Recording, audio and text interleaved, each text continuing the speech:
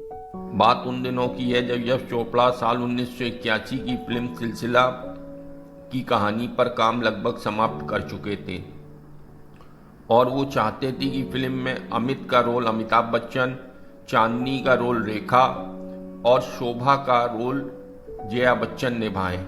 लेकिन उन दिनों अमिताभ और रेखा के अफेयर की खबरें पूरे उफान पर थीं, जिस कारण जया बच्चन की रेखा से नाराजगी की खबरें भी हर गॉसिप फिल्म पत्रिका के मुख्य पृष्ठ पर होती थीं।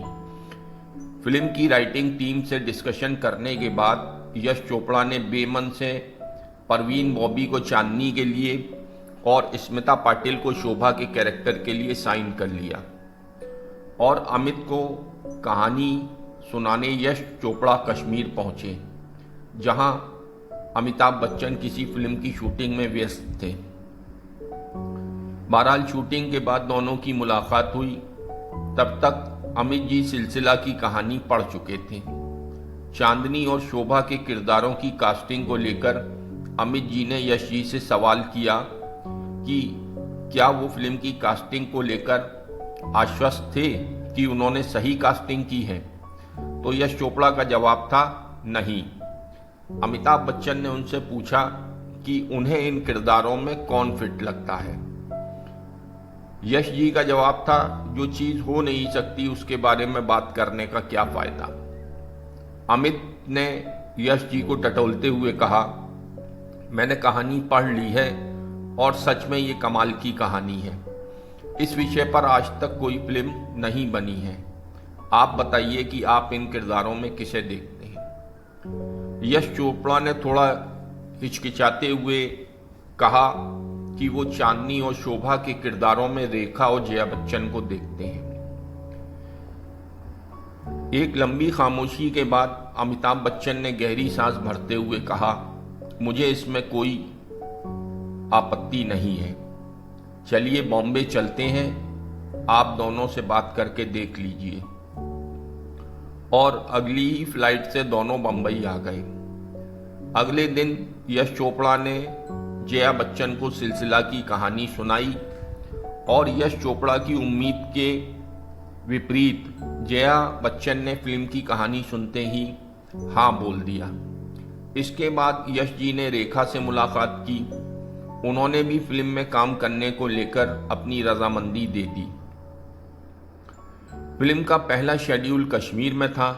शूटिंग से ठीक पहले यश चोपड़ा ने रेखा और जया से अलग अलग बात करते हुए कहा, देखिए आप मेरी अच्छी दोस्त हैं। आप ये फिल्म दोस्ती और विश्वास में कर रही हैं। सबसे बड़ी बात यह है कि फिल्म की स्क्रिप्ट आपके पास भी है, तो रिक्वेस्ट है कि सेट पर कुछ गड़बड़ ना हो। शायद उनका इशारा दोनों के बीच चल रहे तनाव की खबरों की ओर था।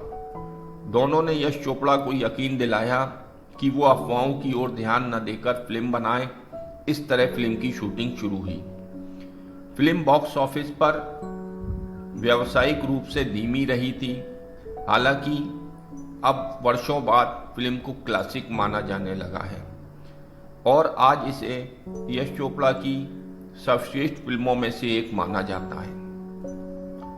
इस कल्ट क्लासिक फिल्म को उस साल के best film director, actor, actresses, को एक्ट्रेसेस, म्यूजिक को मिलाकर 11 फिल्म फेयर अवार्ड मिले थे। फिल्म की रिलीज के वक्त से ही फिल्म के गाने सुपरहिट बन गए थे और आज भी काफी लोकप्रिय हैं। सिलसिला श्रीनगर हवाई अड्डे पर शूट की जाने वाली चंद हिंदी फिल्मों में से एक थी। देखा एक ख्वाब गीत को नीदरलैंड के यूकेनहोफ, ट्यूलिप गार्डन और कश्मीर के पहलगाम के कुछ हिस्सों में शूट किया गया था।